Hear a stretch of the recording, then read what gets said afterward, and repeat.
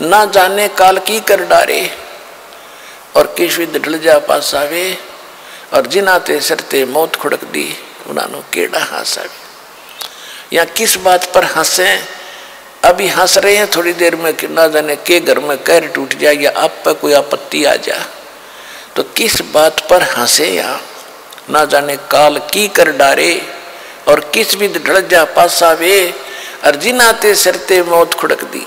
1 minute का भरोसा नहीं कब मर जा, उन्होंने केड़ा हंस आवे। तो हम यही भूल करके यहाँ नाच गावे कूदे बकवाद करें।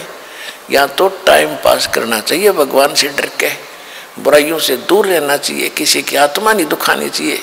एक एक सांस का भी लेखा भगवान के दरबार। आप किसी का बुरा सोचते हो ना, वो भी आपके बैड अकाउंट में जाता है। करना तो बहुत दूर की बात है, वो तो है ही प्रत्यक्ष।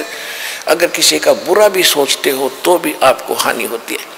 देखो किसी का कोई खुशी होती है तो नकम्मे आदमी दुख मानेंगे, और वो तो उसको होगी भगवान ने दे दी, तो अपने कर्म क्यों बिगाड़े। तो हम जो जिसको जो मिला है संस्कार से मिलता है, और हमने मुक्ति पानी है, संसार का कुछ पाना ही नहीं। और जो हमें 2 रोटी और थोड़े बहुत सिर ढकना चाहिए कि वो भगवान जरूर देगा। ये परमात्मा का नियम है, रूल है, ये तो विधान है। भगत को किसी चीज का भाव रहने ही नहीं देगा वो। तो इस विश्वास के साथ भक्ति करते रहना।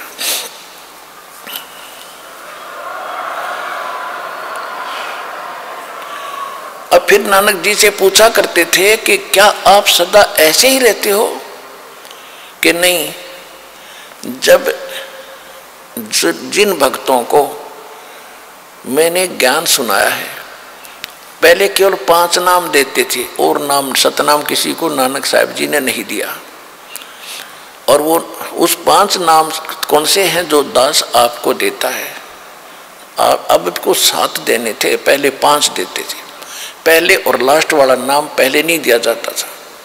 तो उन 5 नाम से क्या होता है कि आपको सांसारिक सुख मिलेंगे और भक्ति आपकी इतनी बन जाएगी कि उससे मनुष्य जीवन होते रहेंगे आपके। तो वो ऐसा बीज बोगे थे उस समय, उस भक्ति और दान धर्म करवा के, भंडारे आदि करवा के, कि उनको इतना चार्ज कर गए थे कि वो भक्ति करते हुए आ रहे हैं, मनुष्य जीवन पा रहे थे। अब आके इस समय में अब इनको कंप्लीट कोर्स दे देंगे। और वही आत्माएं जो पहले तो भगवान में आस्था भी बनी रही, भक्ति और दान धर्म करते हैं, जो भंडारे कराया करते थे वो महापुरुष, और आज वो मनुष्य जीवन प्राप्त करते हुए आ रहे हैं। उनका जल्दी भक्ति घर कर जाती है, जो मनुष्य जीवन से ही मनुष्य जीवन पाकर आके आए हैं। इसी प्रकार 64 लाख परमात्मा के शिष्य हुए थे कबीर जी के 600 वर्ष पहले, उनको भी ऐसी चार्ज कर गए थे। वही आत्माएं हैं आप जी, जो अब यहाँ भक्ति के लिए भटक रहे हो। आपको मनुष्य जीवन मिलते हुए आ रहे थे, वो इतने दयालु हैं, आपको चार्ज कर गए थे ताकि आप इस समय तक आ जाओ, मनुष्य जीवन प्राप्त करते कराते आस्था बनी रहे भक्ति की। अब आप ठहगे भगवान के, अब आपको पार कर देंगे सारा कंप्लीट कोर्स दे करके। इसी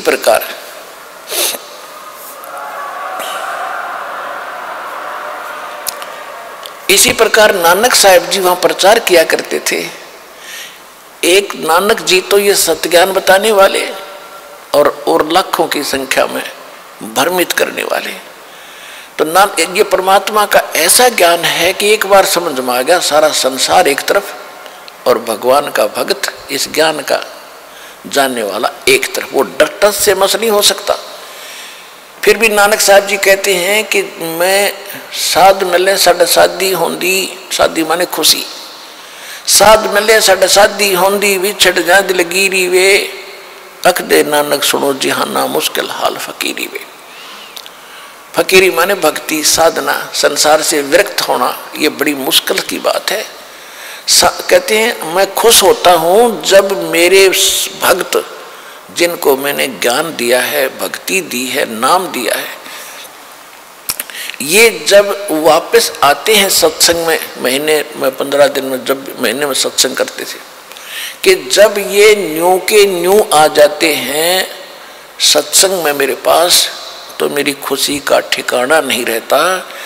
मुझे विश्वास रहता है कि ये बच्चे भगवान के मुश्किल से जोड़े हैं ज्ञान गुण समझा के, और ये ठीक ठाक वापस आ गए मेरे पास, तो किसी भ्रमित करने वाले नकली काल के दूत के फंसे नहीं। यानी परमात्मा के बाग में कोई दीमक लगा नहीं, कोई कीड़ा नहीं लगा, ये पौधे सुरक्षित हैं, तो मेरी खुशी का ठिकाना नहीं।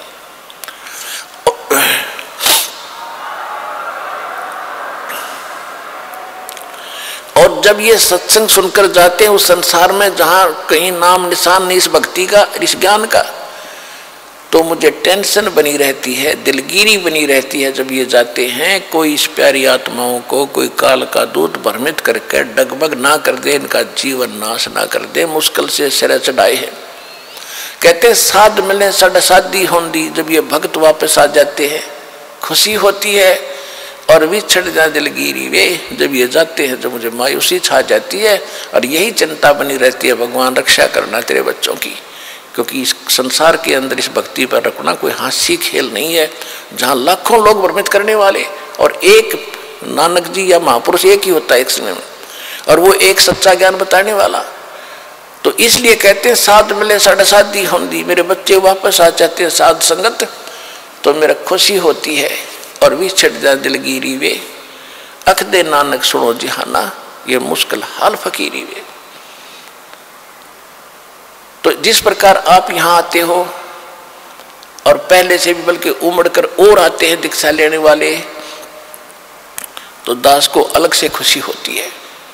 और जब आप यहाँ से जाते हो तो दास को मालूम है कि विश्व में इस दास के अतिरिक्त कोई संत नहीं, ये ज्ञान बताने वाला नहीं, बहकाने वालों की गिनती नहीं, और आपके कोई असर नहीं हो रहा है, उमड़ उमड़ कर बढ़ रहे हो, तो दास का हौसला बुलंद हो रहा है कि भगवान का बाग बिना किसी कीड़े के और फल फूल रहा है। दास की भी नौकरी बरकरार रहेगी उस सच्चे दरबार में।